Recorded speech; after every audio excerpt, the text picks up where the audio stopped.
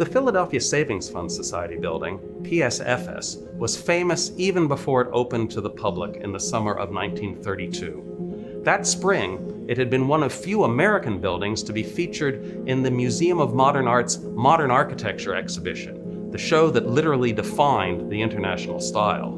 The curators, Henry Russell Hitchcock and Philip Johnson, said that the PSFS building was the only big American building that deserved to be discussed in the same terms as the work of the leading European architects.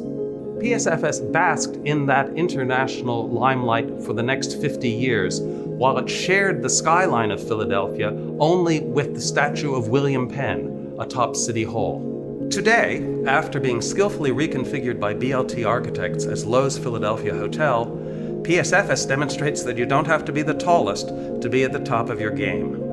The PSFS building is a marvelous group portrait of the latest architectural ideas and the most potent currents in American society during the time when it was designed and built, between 1926 and 32, when the Roaring Twenties roared and the stock market crashed. The client, PSFS President James Wilcox, was an erudite man who had written a proud history of his company. PSFS was America's first savings bank, an institution friendly to those with small means, which enabled them, among other things, to buy their own small homes.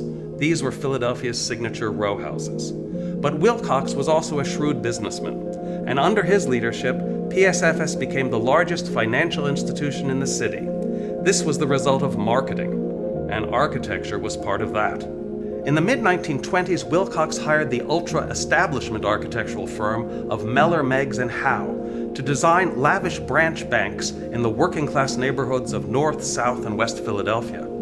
Mellor, Meggs, and Howe were best known for simple-looking but gorgeously detailed suburban houses, which evoked the Cotswolds and Normandy, and their first PSFS branches were Italian Renaissance in style.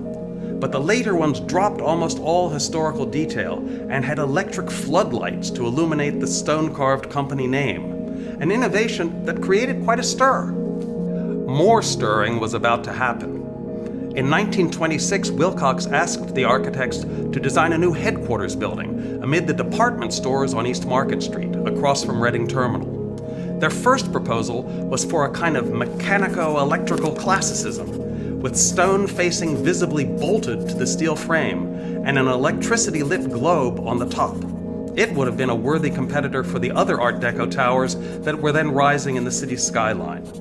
However, before the skyscraper project progressed, George Howe had split with his partners Walter Mellor and Arthur Meggs and taken the PSFS commission with him.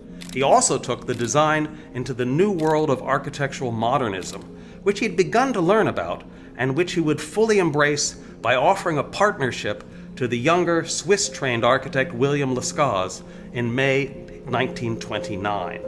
Over the next 6 months, they developed the principal ideas of the final design. The identifiably modern things about PSFS are everywhere to be seen. First of all, it is a functionalist building, whose multiple functions are served on the inside and expressed on the outside. At the bottom, one starts with the green granite-clad podium, with street-level shops, and above them the majestic 3-story banking hall with its corner-wrapping window, where caring for one's savings is literally elevated above the bustle of everyday life. Then come 3 stories of bank offices, and above them 25 floors of rental space, which are jaw-droppingly cantilevered over Market Street. The office floors are served by a bank of elevators at the back of the building, in the crossbar of the T-shaped plan, and the location of the elevators is represented in the brick pattern of the blank south facade. On top of the tower is a penthouse for the officers of the bank, which is like a lavish modernist villa, with a dining room, meeting rooms, and a sun-drenched solarium. And finally comes the sign, angled to be visible to those entering the city on the new Delaware River Bridge, now the Benjamin Franklin Bridge, the longest suspension bridge in the world before Golden Gate. Also demonstrably modern is the building's technological exhibitionism. This is most thrillingly experienced in the huge escalator lobby, where clients are whisked up to transact their business in the banking hall, in which the impressive steel safe stands in the middle of the room, not hidden in the basement. There is also the look ma no hands panache, with which the banking room, with its 63-foot clear span, seems to carry a skyscraper on its roof. Of course, that's thanks to a 16.5-foot tall steel truss. The machinery needed to make PSFS the world's second air-conditioned skyscraper is more subtly revealed. It's hidden, in plain view, on the 20th floor, which has narrower windows, and also inside the huge rooftop billboard. But PSFS is not just the product of functionalist and technical thinking. It is a brilliant modern design of geometry and color. Outside, this composition comprises the interlocking rectangles of the office slab, in gray and black, riding atop the shiny green crescent of the podium, and carrying the blue wedge of the sign on its roof. The banking hall, on the inside, is a similarly potent demonstration of abstract art. A pair of sinuous yellow marble-clad balconies wind their way through its grid of black and white marble piers, with dark red ceiling panels hovering above. In addition to all of this, PSFS is a showcase of modern decorative arts, full of fittings and furniture designed by its architects. Everywhere there's polished brass and stainless steel, and a virtual encyclopedia of the world's rare woods. The originality of this synthesis is notable. PSFS is not cribbed from a single European formula.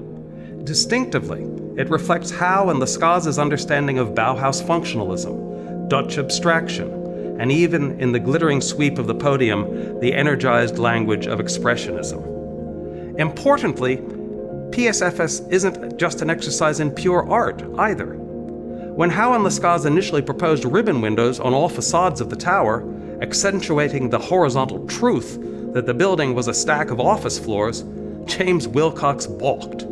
He wanted a building that was not only functional and modern-looking, he also wanted one that would look tall and claim a place in the public imagination. In other words, he wanted a strong advertisement. And so the vertical members of the steel skeleton were moved outside the skin of the east and west elevations, giving them a strong vertical accent.